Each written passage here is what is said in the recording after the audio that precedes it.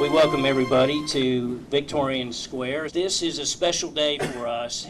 Liberty and justice for all. At age 85, Albert Winton Sr. has waited most of his life for the honor this World War II-era Marine is about to receive.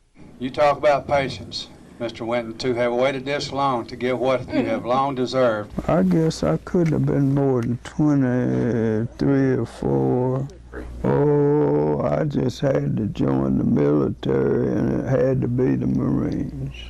I wanted the toughest training I could get.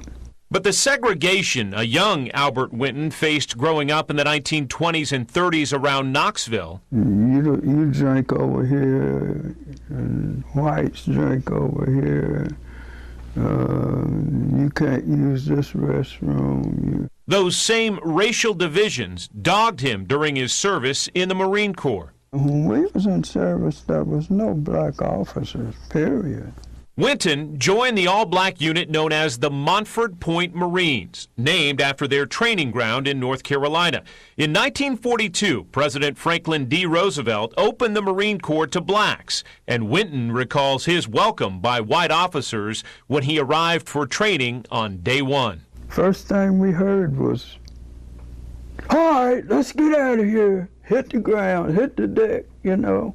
So, oh my goodness, what did we get into here? Seemed like we had gone to hell. Winton shipped overseas to the South Pacific, serving part of his tour of duty on Guam. He describes most of his missions as cleanup duty after the major battles of World War II. Yeah, but very little actual combat. Representative of the Montford Point Marines. Groundbreaking. That's how members of Congress recently described the service of the Montford Point Marines. Earlier this summer, they bestowed their highest civilian award on that unit, the Congressional Gold Medal. But Albert Winton wasn't invited, and his military service records were missing. If I hadn't seen it on television, I wouldn't have known about it. His unit got recognized in the summertime, and he deserves that recognition too. Pete Prins saw the same news story, and as the executive director at this assisted living center in Rockwood, he launched the hunt to document Albert Winton's service. I said, they're not going to do anything. If we weren't there at the ceremony, I said, they're not going to give us anything.